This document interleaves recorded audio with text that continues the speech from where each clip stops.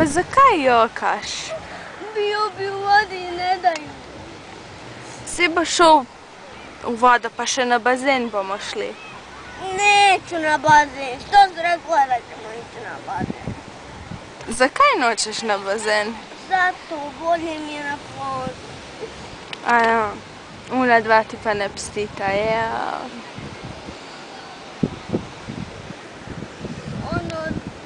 Ne znamo mama.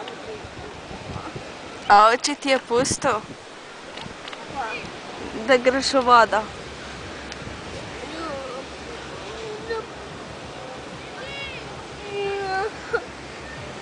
Mama je đubre. Ne smiješ tako govoriti. Res je mama đubre.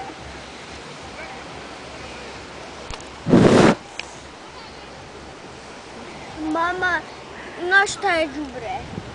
Kaj? Kravje govno. A ja? Ja, mama je.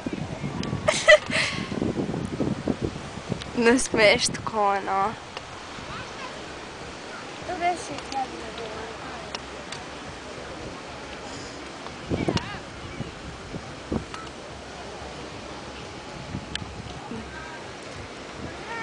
Te slike su prav lepe.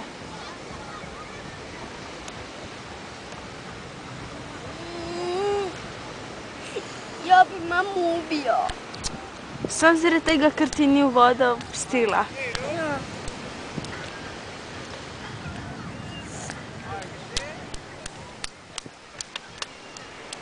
Ja bi one valove što su sve bijeli. Svi boš.